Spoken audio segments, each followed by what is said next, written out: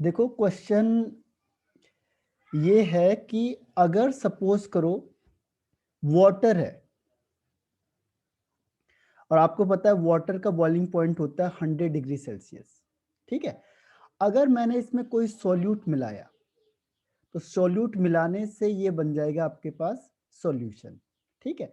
आपको ये बताना है पहला कि जो वेपर प्रेशर होता है वो किसका ज्यादा होगा, वाटर का ज्यादा होगा या सॉल्यूशन का ज्यादा होगा। पहली चीज, सेम टेम्परेचर में अगर मैंने टेम्परेचर सेम रखा है तो वेपर प्रेशर किसके ज्यादा होंगे, वाटर के या सॉल्यूशन के। जरा रिप्लाई करके बताना मुझे, which one has greater vapour pressure, water और सॉल्यूशन।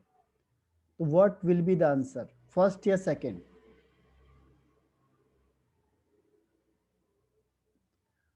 वेपर प्रेशर है जो, हाँ, अभिषेक तनिष्का राइट आंसर है, ठीक है। तो इसमें क्या बेसिक चीजें जो हमने पढ़ाई है अभी तक, नहीं, वाटर और सॉल्यूशन में से नहीं, मिस कर गए। अभी मैं क्वेश्चन ही पूछ रहा हूं ऋषभ। तो इसमें देखो जो आंसर है, चलो अभी बताता हूं आपको। तो इसमें आंसर है आपका वाटर। ध्यान रखना, जो प्योर सॉल्वेंट होता है इसके वेपर प्रेशर हर हमेशा ज्यादा होंगे एज कंपेयर टू सॉल्यूशन। ये चीज को देखो रिपीट करना है बार बार। जो वेपर प्रेशर होगा वो वाटर का हर हमेशा ज्यादा होगा, वाटर का, as compare to the vapour pressure of solution. क्यों? आपको मैंने कहा था कि उस सॉल्यूशन कैसे बना, सॉल्यूट से। अब क्या होता है कि जैसे मैंने वाटर रखा इसमें, तो वाटर है जो वो 100 डिग्री सेल्सियस में 100 डिग्री सेल्सियस पे 100 क्या कर रहा था, प्रेशर बना रहा था। लेकिन इसमें मैंने क्या किया, कुछ सॉल्यूट मिला दिया। सॉल्यूट का मतलब आपको मैंने बताया था डिस्टर्बिंग एलिमेंट से। तो डिस्टर्बिंग एलिमेंट जैसे यहाँ पहुंचे, इन्होंने क्या किया कि जो लोग यहाँ से वेपर्स बना रहे थे इसको भी रोक दिया इसने। तो उसकी वजह से क्या हुआ कि जो 100 डिग्री सेल्सियस अगर मैंने टेम्परेचर रखा है तो वेपर प्रेशर उसका डिक्रीज हो जाएगा, कम हो जाएगा। तो ये हो गया 90 प्रेशर। तो इसीलिए ये स्टेटमेंट को याद रखना है, जो वेपर प्रेशर होता है वो सॉल्यूशन का कम होगा एज कंपेयर टू सॉल्वेंट, ठीक है। इसमें सेकंड क्वेश्चन है आपके पास। सेकंड क्वेश्चन मैंने वही कहा आपको कि वाटर लिया मैंने और इसमें मैंने फिर सॉल्यूट मिलाया और ये बन गया आपके पास सॉल्यूशन। आपको ये बताना है कि बॉइलिंग पॉइंट किसका ज्यादा होगा, which one has greater boiling point, which one has greater boiling point, water का या सॉल्यूशन का। वाटर और सॉल्यूशन, अब बॉइलिंग पॉइंट किसका ज्यादा होगा? हाँ, अभिषेक, श्रुति, ऋषभ, तनिष्का, वेरी गुड, सही आंसर है। ये बेसिक चीजें देखो, अगर ये आएंगे आपको तभी आपको कॉन्सेप्ट समझ में आएगा, अदरवाइज क्या हुआ, कॉन्सेप्ट मिसिंग हो जाएगी हमसे, ठीक है। तो जो बेसिक, यामिनी सही आंसर है। तो बेसिक कॉन्सेप्ट क्या है आपका, सॉल्यूशन का बॉइलिंग पॉइंट ज्यादा होगा एज कंपेयर टू वाटर। यानी कि अगर वाटर आपका 100 डिग्री है तो सॉल्यूशन हर हमेशा क्या होगा, greater than 100, greater than 100 degree, fix है ये, ठीक। अब देखो आपको मैंने एक चीज और पूछी, अगर मैंने कहा आपको वाटर की प्योरिटी चेक करनी है कि ये वाटर बिल्कुल प्योर है या नहीं है, यानी प्योरिटी को मुझे चेक करना है, तो मुझे क्या करना पड़ेगा उसके लिए, बताओ। अगर मुझे वाटर की प्योरिटी चेक करनी है कि वाटर ये बिल्कुल प्योर है या नहीं है, तो मैं कैसे चेक करूंगा, बताओ जरा। आपको आपके पास आ गए और उन्होंने देखा और वाटर बताया कि देखो ये वाटर को चेक करो, ये बिल्कुल प्योर है या इम्प्योर है, तो आप कैसे इसे चेक करोगे? हाँ, अभिषेक, वेरी गुड। और इसके अलावा कोई आंसर? अंबिका, और इसके अलावा ठीक है लगभग थोड़ा बहुत, और कोई, any one who can reply? Tanishka, sorry, Vineet सही आंसर है, तनिष्का। तो देखो मैं आपको इसका एक्यूरेट आंसर बताता हूँ, विनीत और अभिषेक ने इसका आंसर सही दिया हुआ है। जब भी आपको वाटर की प्योरिटी चेक करनी है तो उसके लिए क्या करना पड़ेगा, आपको उसका बॉइलिंग पॉइंट चेक करना पड़ेगा। यानी आप प्रैक्टिकल लैब में हो तो आप तुरंत जाओगे और आपके पास थर्मामीटर वहाँ पे रखा होगा, थर्मामीटर से आप चेक करोगे, उसे हीटिंग करोगे, इससे किसे, वाटर को। तो जैसे 100 डिग्री सेल्सियस में अगर ये बॉयल होता है तो इसका मतलब ये प्योर वाटर है। और अगर 100 पे ये बॉयल नहीं हो रहा है, ये बॉयल हो रहा है 105 डिग्री पे, तो आप समझ जाओगे कि इसमें इम्प्योरिटी है। और जितना ज्यादा टेम्परेचर लगेगा, ठीक है। अब मैंने आपको एक और क्वेश्चन पूछा कि चलो इम्प्योर वाटर है, मैंने कहा आपको चलो इम्प्योर है, ठीक है। मैंने दो वेसल रख लिए, एक और एक बी, ए और बी, ये वाटर है और ये भी वाटर, दोनों इम्प्योर वाटर है। लेकिन ये जो ए है ये बॉयल हो रहा है, इसका बॉइलिंग पॉइंट आ रहा है 110 डिग्री पे, ठीक है। और जो बी है इसका बॉइलिंग पॉइंट आ रहा है 105 डिग्री सेल्सियस पे। तो इन दोनों में से ग्रेटर इम्प्योर कौन सा होगा, इम्प्योरिटी किसमें ज्यादा होगी, इम्प्योरिटी किसमें ज्यादा होगी, बता सकता है कोई, ज्यादा इम्प्योर कौन सा होगा इसमें से। हाँ, अंबिका, श्रुति, ऋषभ, विनीत और तनिष्का सही आंसर है, ठीक है। निकिता सही आंसर है। तो ये कॉन्सेप्चुअल क्वेश्चन है, ये मत सोचो ये वाले क्वेश्चन। एक चीज क्या होती है, आपको अब हर एक क्वेश्चन अगर आप पढ़ोगे तो वो क्वेश्चन आ जाएगा जिसने समझा होगा चीज को, ठीक है। अब हम आगे बढ़ जाते हैं। अब आता है इसमें नेक्स्ट हेडिंग है आज की, ग्राफ, ठीक। ग्राफ में क्या होता है, मैंने दो लाइन खींची है, एक लाइन है यहाँ पे वेपर प्रेशर का और एक होता है टेम्परेचर का, ठीक है। अब मैंने कहा कि जब बॉयल होगी कोई चीज तो 1 atm प्रेशर होना चाहिए, तो ये 1 atm प्रेशर है, इसे कहते हैं एटमॉस्फेरिक प्रेशर, ठीक। तो जब भी हमने क्या किया, किसी सॉल्यूशन को अगर ये करेंगे, क्या होगा, टेम्परेचर बढ़ाएंगे तो वेपर प्रेशर बढ़ेगा। तो जैसे जैसे मैंने टेम्परेचर बढ़ाया, देखो वेपर प्रेशर बढ़ता जाएगा, क्योंकि ये दोनों क्या एक दूसरे के डायरेक्टली प्रोपोर्शनल है। स्टार्टिंग में बताया था आपको कि vapour pressure is directly proportional to temperature. तो पहले मैंने क्या किया, सॉल्वेंट लिया, यानी पानी ले लिया। तो सॉल्वेंट को देखा मैंने, तो जैसे जैसे टेम्परेचर बढ़ाया वेपर्स भी बढ़ते चले गए, लेकिन जहां पे ये एटमॉस्फेरिक प्रेशर में टच हो गया, तो इस टेम्परेचर को हम कहते हैं बॉइलिंग पॉइंट। तो बॉइलिंग पॉइंट को नोट से दिखाएंगे, बी फॉर बॉइलिंग पॉइंट, यानी कि डेल टी बी क्या हो जाएगा, बॉइलिंग पॉइंट ऑफ सॉल्वेंट या वाटर, ठीक है। सॉल्वेंट का बॉइलिंग पॉइंट हो गया, क्योंकि जिस टेम्परेचर पे अगर कोई सॉल्यूट या सॉल्वेंट या कंपाउंड क्या होता है, बॉयल होने लगता है, ना जिसका टेम्परेचर 1 atm के बराबर हो जाता है, वो उसका बॉइलिंग पॉइंट हो गया। अब हमने सॉल्यूशन लिया, तो सॉल्यूशन में क्या होता है, उसके वेपर्स कम बनते हैं। देखो सॉल्यूशन के वेपर्स कम बनेंगे किसके कंपैरिजन में, सॉल्वेंट के, अभी बताया था आपको। तो ये लाइन थोड़ी दूर से जाएगी ऐसे, ये लाइन चली गई, ये सॉल्यूशन है आपके पास। अब सॉल्यूशन के लिए अगर हम उसका बॉइलिंग पॉइंट चेक करेंगे, तो यहाँ से हम एक लाइन खींचते हैं, इसे कहते हैं टीबी। यानी टीबी हम किसको इंडिकेट कर रहे हैं, बॉइलिंग पॉइंट ऑफ सॉल्यूशन। ध्यान रखना, जो बॉइलिंग पॉइंट ऑफ सॉल्यूशन होगा वो टीबी से इंडिकेट होता है। टी नॉट बी, ये नॉट कहते हैं, टी नॉट बी होता है बॉइलिंग पॉइंट ऑफ सॉल्वेंट। तो जो इन दोनों का डिफरेंस होगा उसे कहते हैं डेल टी बी।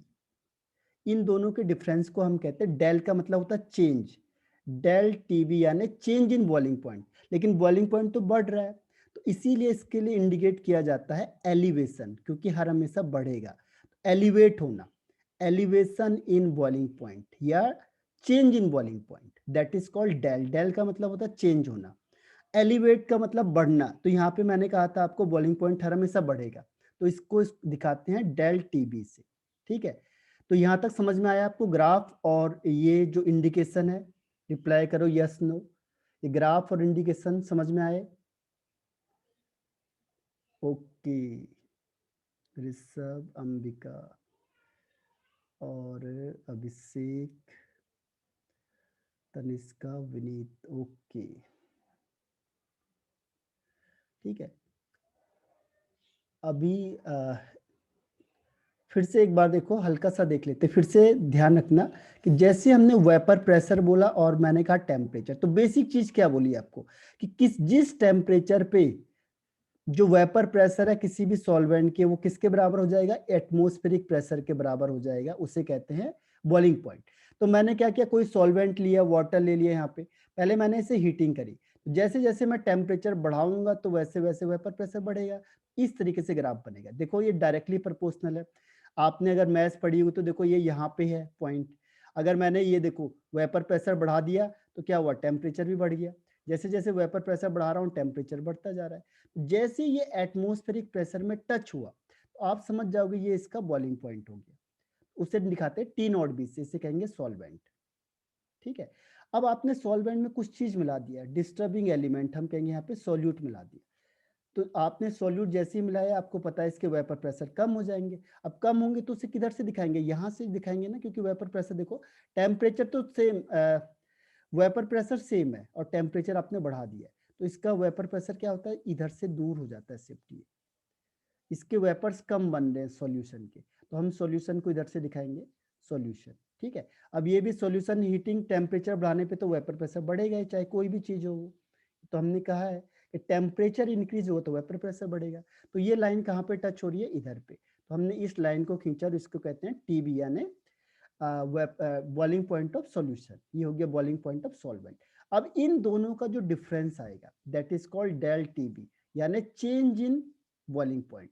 तो चेंज को कहते हैं हम एलिवेशन। तो यहाँ पे एक फॉर्मूला याद रखना आप, del T B is equal to होता है T B minus T naught B. अपने आप ही पता चल रहा है मुझे, एक फॉर्मूला आपका यहाँ से बन गया। देखो डेल टीबी मतलब चेंज कितना हुआ। मैंने कहा सॉल्यूशन 110 डिग्री पे बॉयल हो रहा है, जबकि वाटर 100 डिग्री पे बॉयल हो रहा है। तो एलिवेशन कितना हुआ, बढ़ा कितना, तो आप बता दोगे 10 डिग्री। कैसे, देखो सॉल्यूशन का बॉइलिंग पॉइंट कितना है 110 डिग्री, और सॉल्वेंट का कितना है 100 है, तो आंसर कितना आ जाएगा 10। ठीक है। तो ये क्या है, चेंज, डेल टीबी, चेंज कितना हुआ। तो एक फॉर्मूला आपका यहां से आ जाता है कि डेल टीबी आपको वाटर दिया नहीं होगा, क्योंकि आपको पता है वाटर का कितना होता है। ठीक है। आप फॉर्मूले में पुट करोगे, आंसर निकालोगे, आपको सॉल्यूशन का मिल जाएगा।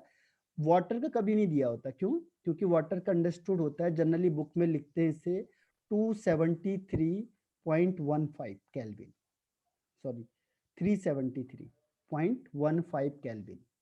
ठीक है। तो अभी मैं क्वेश्चन कराऊंगा तो उसमें आ जाएगा ये। तो ये एक फॉर्मूला याद हो गया सबको, ये del T B is equal to T B minus T naught B. अब एक और फॉर्मूला इसका, बस एक और फॉर्मूला इसको याद करना आपने। वो कौन सा फॉर्मूला, देखो सेकंड फॉर्मूला है इसमें कि जो डेल टी बी होगा, चेंज होगा जो, वो किसके डायरेक्टली प्रोपोर्शनल होगा, मोलैलिटी के। मोलैलिटी मतलब क्या हुआ, number of moles of solute. जितना मोल्स ऑफ सॉल्यूट ज्यादा डालोगे उतना क्या होगा, ये बढ़ता जाएगा। जैसा अभी मैंने कहा था आपको कि वाटर लिया आपने, वाटर में आपने 1 मोल सॉल्यूट डाला तो वाटर 100 पे हो रहा है, 1 मोल सॉल्यूट डालने पे इसका टेम्परेचर बढ़ गया 2 डिग्री सेल्सियस। ठीक है, तो 102 हो गया। फिर आपने क्या किया, 1 मोल और डाल दिया। ठीक है, चीनी पड़ी हुई थी आपके घर में बहुत ज्यादा, आपने कहा चलो देखते हैं आज एक्सपेरिमेंट करके, 1 मोल फिर डाल दिया आपने इसमें, तो अब 1 और 1 2 मोल हो गए। 2 मोल हो गए तो इसका बॉइलिंग पॉइंट बढ़ के कितना हो जाएगा 104 डिग्री। फिर आपने 1 मोल और डाल दिया, 1 मोल और डालोगे तो कितना हो जाएगा फिर 106 डिग्री। यानी 2 बढ़ते जा रहे हैं, हर 1 मोल में 2 डिग्री बढ़ रहा है। तो उसने देखा कि इसको हम कह सकते हैं मोलैलिटी। यानी मोलैलिटी का मतलब आपको समझ में आ गया कि 1 mole of solute dissolve in 1 kg of solvent. 1 kg solvent लेंगे अगर हम, उसमें 1 मोल अगर सॉल्यूट डालते हैं, तो जितने मोल हम डालते जाएंगे उतना क्या होगा, एलिवेशन ज्यादा होता जा रहा है। तो इसलिए उन्होंने ये कहा कि del T B is directly proportional to molality. तो अब मैं इसको शॉर्टकट लिख रहा हूँ सीधा, del T B is directly proportional to molality. अगर हम प्रोपोर्शनल साइन हटाते हैं तो क्या आता है, एक कांस्टेंट आता है कभी भी, यहाँ पे कांस्टेंट आता है के बी एम। ठीक है। और अगर आप इसे एक्सटेंड करोगे, मोलैलिटी का फॉर्मूला मैंने आपको बताया था, ये है आपका W B into 1000 upon M B into W A. बस यही फॉर्मूला जिसमें सारे क्वेश्चन आएंगे आपके। इन दो फॉर्मूलों से ही आपके सारे क्वेश्चंस बनेंगे। तो दो फॉर्मूले आपने याद रखने, एक ये वाला फॉर्मूला और एक है del T B is equal to T B minus T naught B. बस इससे जो भी क्वेश्चन आएगा एलिवेशन का, बस इन दो फॉर्मूलों से ही आएगा आपके पास। कई बार वो कहता है मोलर मास निकालो, तो मोलर मास को आप क्या कर सकते हो, यहाँ रखोगे, इसको इधर ले जाओ, इसको अपॉन में ले जाओ, तो क्या हो जाएगा, molar mass is equal to K B into W B into 1000 upon del T B into W A. ठीक है, तो ये वही फॉर्मूला, यही वाला फॉर्मूला, यानी हमारे पास केवल दो ही फॉर्मूले हैं इस बुक में। कोई भी क्वेश्चन आएगा एलिवेशन का तो ये याद हो जाएगा आपके पास, मोलालिटी को एक्सटेंड करना है, बाकी कुछ नहीं करना है, बहुत छोटा सा फॉर्मूला ये। तो रिप्लाई करो, ये समझ में आया या नहीं आया? Okay okay, Tanishka, Ambika and Vineet,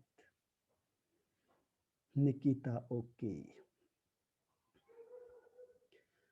very good. तो एक बार देखो, बहुत सिंपल सा है, रिपीट करो किसी भी चीज को, अगर जो चीज आती है आपको उसे रिपीट करना है बार बार। रिपीट करके क्या होता है, चीजें ज्यादा क्लियर होती है। जैसे डेल टीबी मैंने कहा, चेंज किसके बराबर हुआ, मोलालिटी के। जितना मोलालिटी बढ़ाओगे उतना चेंज ज्यादा होता जाएगा, सीधी सी बात है। 1 मोल अगर मैंने किसी चीज को डाला, अगर सपोज करो 1 मोल आपने सॉल्यूट डाला, तो टेम्परेचर अगर 5 डिग्री बढ़ रहा है, तो आप समझ जाओ अगर मैंने 2 मोल डालूंगा तो 2 मोल में 10 डिग्री बढ़ जाएगा। अगर मैंने 3 मोल डाल दिया सॉल्यूट का, तो आप समझ जाओगे कितना, 15 डिग्री सेल्सियस बढ़ जाएगा। अगर मैंने 4 मोल उसी कंपाउंड के डाल दिए, तो आप समझ जाओगे 20 डिग्री सेल्सियस इंक्रीज हो जाएगा पहले से। ठीक है, अगर पहले 100 था तो ये हो जाएगा 100 प्लस 5, यहाँ पे 100 प्लस 10, ये 100 प्लस 15 और ये 100 प्लस 20। तो इससे उन्होंने क्या कंक्लूजन निकाला कि जो डेल टीबी यानी एलिवेशन कितना बढ़ रहा है वो किसके बराबर हो गया, मोलालिटी के डायरेक्टली प्रोपोर्शनल हो गया। अब मोलालिटी को अगर मैं हटाऊंगा तो सॉरी, ये प्रोपोर्शनल साइन हटाते तो एक कांस्टेंट आता है, कांस्टेंट है यहाँ पे आ गया के बी, और मोलालिटी। अब मोलालिटी का फॉर्मूला मुझे पता है पहले से ही कि मोलालिटी मैंने पहले ही पढ़ाया था आपको, मोलालिटी होता है W B into 1000 upon M B into W A, बस खत्म कहानी। ये फॉर्मूला याद रखना। और एक मैंने अभी पहले बताया आपको, del T B is equal to T B minus T naught B. T B किसका है, सॉल्यूशन का बॉइलिंग पॉइंट है। टी नॉट आ गया तो ये किसका है, सॉल्वेंट का या वाटर का, जनरली वाटर होता है या सॉल्वेंट का। ठीक है, और ये कितना चेंज कितना हुआ, चेंज यहाँ पे हम चेंज के लिए एक वर्ड यूज करते हैं एलिवेशन। एलिवेशन मतलब बढ़ जाना, कितना बढ़ा, क्योंकि मुझे पता है अगर मैं वाटर या सॉल्वेंट में किसी भी चीज को मिलाऊंगा तो बॉइलिंग पॉइंट ने 101% बढ़ना ही है। तो उन्होंने कहा कि चेंज मत कहो इसे, वैसे ये वर्ड चेंज के लिए आता है, लेकिन हम इसके लिए कहते हैं एलिवेशन इन बॉइलिंग पॉइंट, कितना इंक्रीज हुआ। ठीक है, तो ये आपका दो फॉर्मूले जो आपको याद करने हैं। ठीक, अब इसमें एक और छोटा क्वेश्चन आता है आपके पास, के बी को, के बी के लिए एक वर्ड और यूज करते हैं, इब्यूलियोस्कोपिक कांस्टेंट। ये क्वेश्चन आपके बोर्ड में कई बार पूछा हुआ है, 1 नंबर में। इब्यूलियोस्कोपिक कांस्टेंट किसे कहते हैं, कांस्टेंट। इसके लिए एक और नाम आता है, molal elevation constant, molal elevation constant. लेकिन मोलल एलिवेशन के नाम से कभी नहीं आया है, ये आया है इब्यूलियोस्कोपिक कांस्टेंट के नाम से। तो इसकी डिफाइन देखो बहुत सिंपल है, जैसे मैंने अभी कहा आपको, del T B is equal to K B into M. अब एम को यहाँ ले जाओ अपॉन में, तो क्या हो जाएगा, K B is equal to del T B upon M. और अगर मैंने कहा कि मोलालिटी 1 है तो क्या हो जाएगा, K B is equal to del T B. यहीं से इसका फॉर्मूला बना दो, सॉरी डेफिनेशन बना दो। देखो इसकी डिफाइन क्या होगी, डेल टी बी का मतलब क्या होता है, elevation in boiling point, elevation in boiling point. देखो डेल, ये के बी किसके बराबर हो गया, एलिवेशन इन बॉइलिंग पॉइंट की, कब, when the molality, when the molality of the solution is taken as unity। Unity मतलब 1, आप इसे 1 मान लो, यूनिटी का मतलब 1। अगर आपने मोलालिटी को 1 मान लिया तो सीधी सी बात है, के बी किसके बराबर हो जाएगा, डेल टीबी के। और डेल टीबी का मतलब एलिवेशन इन बॉइलिंग पॉइंट। तो आपको डेफिनेशन याद नहीं करनी है, जो चीज आप देख रहे हो बस उसी को लिख दो। और कभी भी आपको डेफिनेशन के लिए क्या करते हैं, हम नीचे मानते हैं। जैसे मैंने कहा आपको स्पीड बताओ, तो स्पीड क्या होती है, जैसे आपने कहा 20 किलोमीटर पर सेकंड या पर आवर्स, तो नीचे वाले को हम क्या मानते हैं, 1 मानते हैं। 1 सेकंड या 1 आवर्स होता है स्पीड का। जैसे मैंने कहा आपने जो घर से स्पीड चले तो किस स्पीड से चले, आपने कहा 20 किलोमीटर पर आवर्स, तो इसका मतलब जो नीचे की चीजें उसे क्या मानते हैं, हम यूनिट मानते हैं हर हमेशा। तो यहाँ पे भी जब भी आप डिफाइन करोगे तो जो नीचे की चीजें उसे यूनिट मानना है बस। तो यूनिट मोलैरिटी, यानी अगर हमने मोलैरिटी 1 मान ली तो ये मोलर एलिवेशन कांस्टेंट या इब्लियोस्कोपिक कांस्टेंट किसके बराबर होगा, एलिवेशन इन बॉइलिंग पॉइंट के। तो सिंपल डिफाइन क्या है कि elevation in boiling point when the molarity of solution is taken as unity, unity मतलब 1, इज कॉल्ड इब्लियोस्कोपिक कांस्टेंट। तो ये समझ में आया, रिप्लाई करना यस नो यहां तक।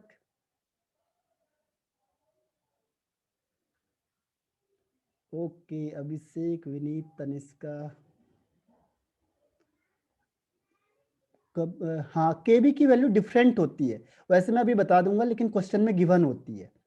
ओके निकिता, ऋषभ और यामिनी, वेरी गुड। यही होता है, देखो सोचना है थोड़ा सा, और इसको अब सोचते हुए चले जाओगे तो कोई दिक्कत नहीं आने की, क्योंकि साइंस किसी भी चीज को इजी बनाता है। लेकिन स्टार्टिंग में हमें क्या है, थोड़ा एफर्ट डालना होता है अपनी तरफ से, टर्म्स को याद करने होते हैं। ठीक है, तो अब देखो के बी इज इक्वल टू क्या बोला था हमने, del T B upon M. अब मैंने कहा बताओ इसकी यूनिट बताओ, यूनिट। तो यूनिट क्या होगी इसकी, देखो टेम्परेचर को हम दिखाते हैं केल्विन से हर हमेशा, और मोलैलिटी का मतलब होता है मोल पर केजी। ठीक है, ये केजी ऊपर चले जाएगा, तो बुक में आप ऐसे देखते हो के केजी पर मोल, या के केजी, तो आपको लगता है के एक साथ लिख दिया, लेकिन वो के नहीं है, वो के है केल्विन केजी पर मोल। या फिर इसे शॉर्ट फॉर्म में लिख देते केल्विन पर स्मॉल एम, क्योंकि मोलैलिटी को स्मॉल एम से भी दिखाते हैं। तो ये हो जाएगा केल्विन पर स्मॉल एम या केल्विन केजी पर मोल। ठीक है, ये यूनिट ऑफ केबी है। ये डिफरेंट होती है हर एक के लिए, ऐसा नहीं है सबके लिए सेम होती है, ये हर एक के लिए डिफरेंट होती है। ये क्वेश्चन में गिवन होती है हर हमेशा, गिवन इन क्वेश्चन। ऐसा नहीं होगा कि केबी आपको नहीं दिया होगा, ऐसा हो ही नहीं सकता है। एनसीईआरटी में नहीं देते, वो आपको बता देंगे, लेकिन क्वेश्चन जब भी आएगा तो कांस्टेंट की वैल्यू गिवन होती है 101%। कोई भी क्वेश्चन में जो कांस्टेंट होती है उसकी वैल्यू बोर्ड में गिवन होती है। ठीक है, तो यहां तक ये यूनिट भी समझ में आ गई आपको। ठीक है, यूनिट तो आसान थी, इसमें कुछ ज्यादा नहीं है। अब देखो इसमें दो फॉर्मूले और यूज होते हैं, इसके जो दो फॉर्मूले होते हैं वो और यूज होते हैं इसके केबी के, लेकिन वो आते नहीं है, कॉम्पिटिटिव में ज्यादा आते हैं। फिर भी मैं आपको बता देता हूं, आर इंटू टी बी का square upon 1000 into L B. आप कहोगे कि एल वी क्या है, ये एल बी मतलब होता है लेटेंट हीट।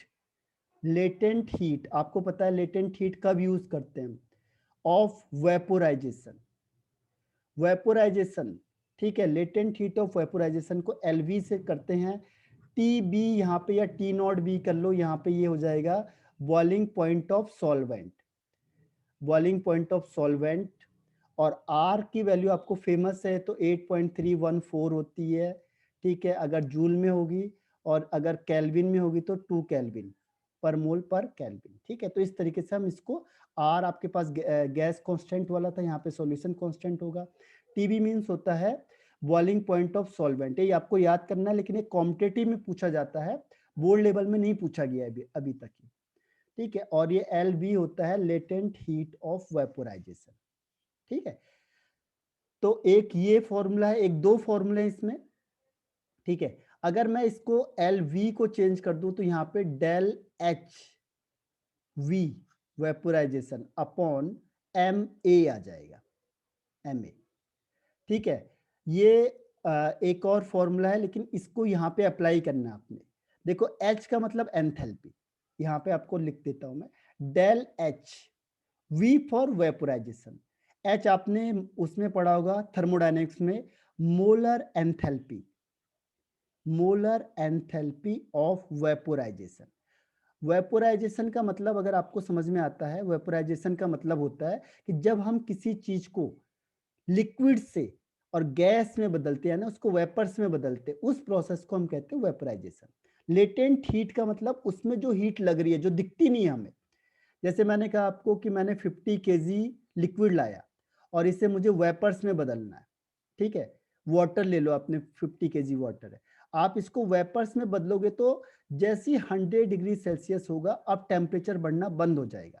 तो अब जो आप हीट दोगे वो इस वाटर को वेपर्स में कन्वर्ट करने के काम आती है, इसीलिए कहते हैं इसे लेटेंट, मतलब पता नहीं चलता है। हिडन हीट होती है, हिडन, दिखती नहीं है, जैसे आप लोग मेहनत कर रहे हो, पता नहीं चलता है बिल्कुल भी। This is latent heat. Latent का मतलब पता नहीं चलना, हिडन। आप हीट देते जा रहे हो वाटर को, लेकिन आपने देखा टेम्परेचर तो बढ़ ही नहीं रहा है, 100 का 100 ही है, लेकिन वाटर किस में चेंज हो गया, वेपर्स में। तो this is called latent heat of vaporisation, ठीक है। और ऐसी है molar enthalpy of vaporisation. Enthalpy मतलब हीट या चेंज कितना हो रहा है, एक मोल लिक्विड का किसमें चेंज हो रहा है, जब 1 मोल लिक्विड चेंज होगा गैस में, तो उसमें जितनी हीट इवॉल्व या एब्जॉर्ब होगी, that is called del H V, ठीक है। तो ये दोनों आ गए, और एम में होता है आपका molar mass of solvent, molar mass of solvent, ठीक है। तो ये यहां तक है एक फॉर्मूला, इसको यहां अप्लाई करना है बस, लेकिन ये आता नहीं है आपको, नॉलेज के लिए करना है बस, ठीक है। ओनली फॉर नॉलेज, क्योंकि ये पूछा कम गया, बहुत रेयर चांस है या नहीं पूछा गया। फिर भी देखो के बी अगर हमने वैल्यू चेंज करी तो ये लिखेंगे हम यहाँ पे आर टी बी का स्क्वायर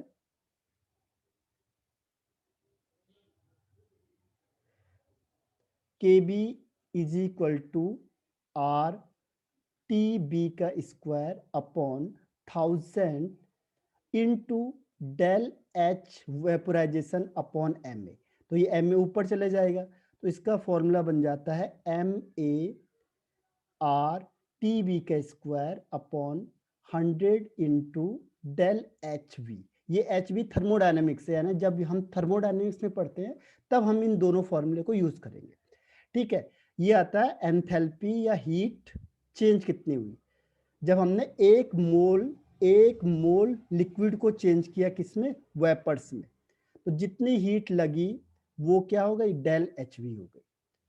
और एल वी क्या था, एल वी था लेटेंट हीट, यानी जो हिडन हीट होती है, जो हमें पता नहीं चलती है, ठीक है। तो ये दोनों क्लियर हुआ आपको, दोनों फॉर्मूला आपने याद करना है, रेयर चांस है, लेकिन कभी अगर पूछ ले तो इससे न्यूमेरिकल क्वेश्चन या आपको डायरेक्ट पूछ सकता है, ठीक है। तो रिप्लाई करके बताओ, आगे बढ़ जाए।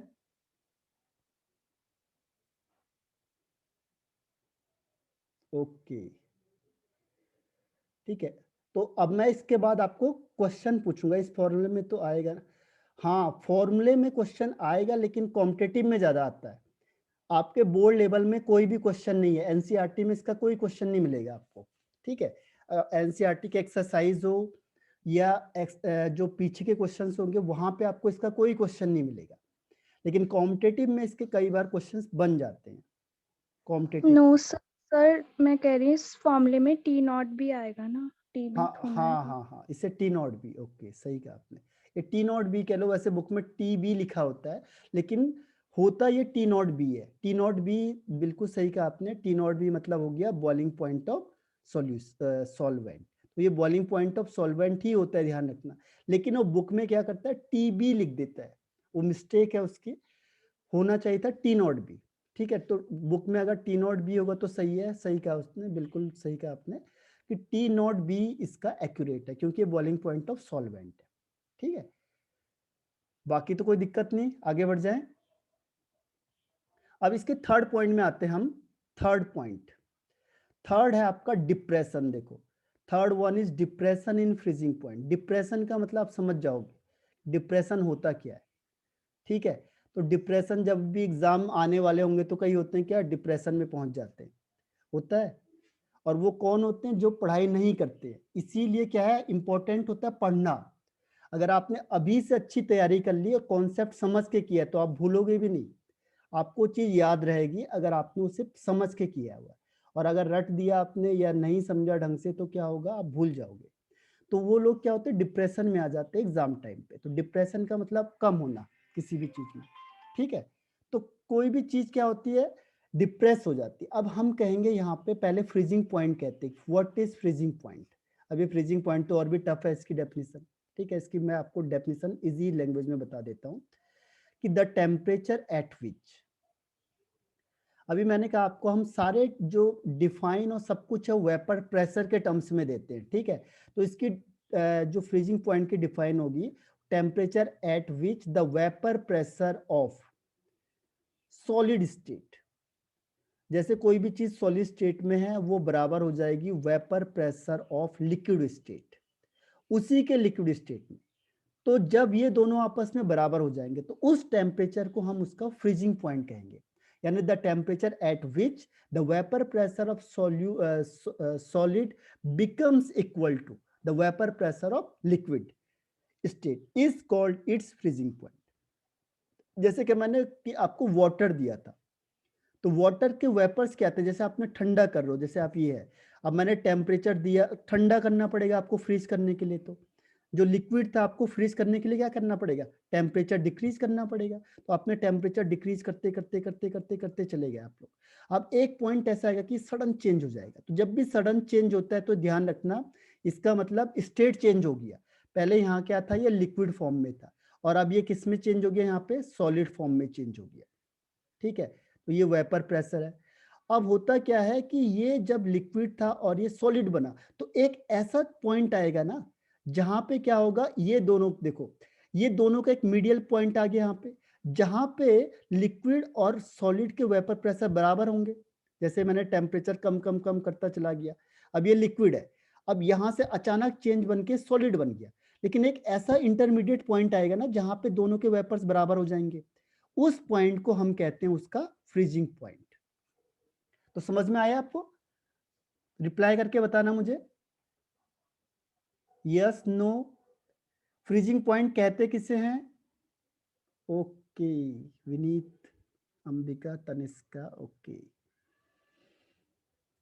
ठीक है। तो कॉन्सेप्ट समझना है, फिर से मैं एक बार समझाता हूं आप लोगों को, दोबारा समझो। देखो, कभी भी हमें ग्राफ में दिखाना होगा, ग्राफ में सोचो अब कि अभी मैंने क्या कहा था, फ्रीजिंग पॉइंट।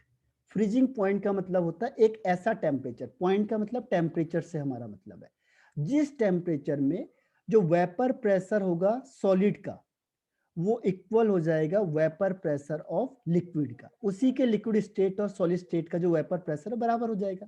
अब मैंने कहा चलो ग्राफ के थ्रू बताता हूं आपको। मैंने कहा ये वेपर प्रेशर है, ये टेम्परेचर है।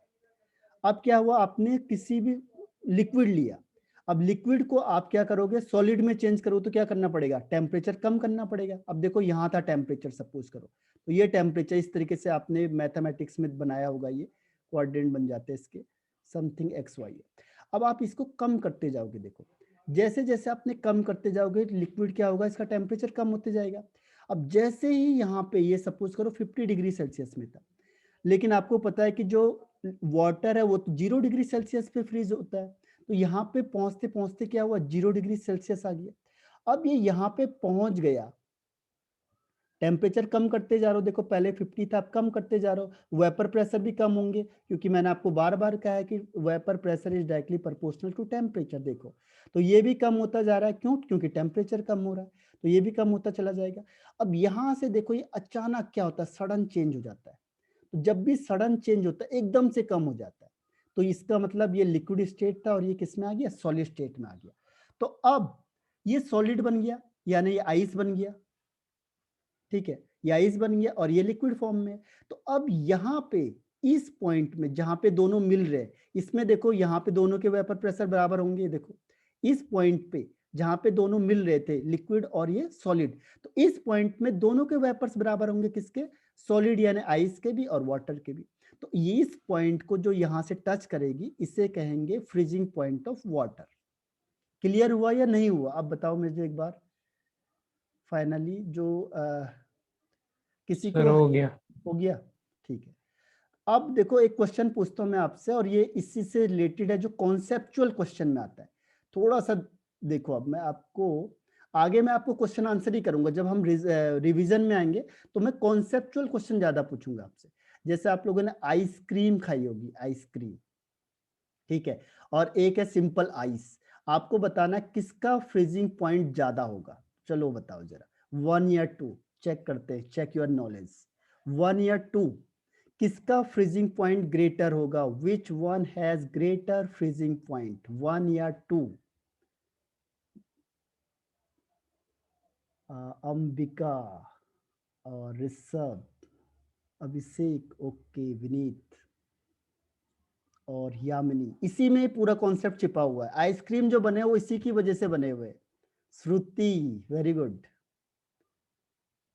तो यहाँ पे 2 आंसर सही थे, श्रुति एंड ऋषभ एंड तनिष्का। ठीक है, अब मैं आपको इसका लॉजिक बताता हूँ ऐसा होता क्यों है। ठीक है, इसमें ध्यान रखना, सॉरी मैंने अच्छा ज्यादा बोला था, ज्यादा तो आइस का होता है, सॉरी कम होता है आइसक्रीम का। विनीत, अभिषेक, सही आंसर आपके। आइस का ज्यादा होता है और आइसक्रीम का फ्रीजिंग पॉइंट कम हो जाता है, ध्यान रखना। जैसे आइस का 0 डिग्री सेल्सियस है, ठीक है, तो जो आइसक्रीम होगा ये माइनस में चले जाएगा, माइनस में। ठीक है, अब ये माइनस में जाएगा तो इससे आप बोलोगे कैसे पता चला हमें?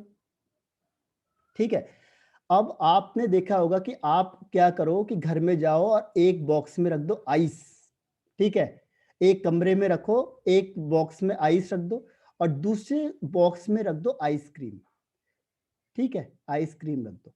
अब आप देखो कि इन दोनों में से मेल्ट कौन हो रहा है जल्दी। ठीक है, सोच के बताना इसको जरा मुझे, ये आपके लिए सोचने का क्वेश्चन दे रहा हूं मैं। एक बॉक्स में आपने आइस रख दिया और एक में आइसक्रीम रख दिया और आप देखोगे कि कौन जल्दी मेल्ट हो जा रहा है, कौन देर में मेल्ट होगा। इसका आंसर अभी आपको आएगा जब मैं इसकी थ्योरी बताऊंगा आपको। ठीक है, इसकी थ्योरी बताने के बाद ही इसका आंसर क्लियर हो पाएगा आपको। ठीक, हाँ अभी बताता हूँ मैं आपको आंसर इसका। तो ये सारी चीज कहाँ है, यहीं से उठाई हुई। आइसक्रीम जो बने हैं उसका यहाँ से उठाया गया इसे कॉन्सेप्ट को।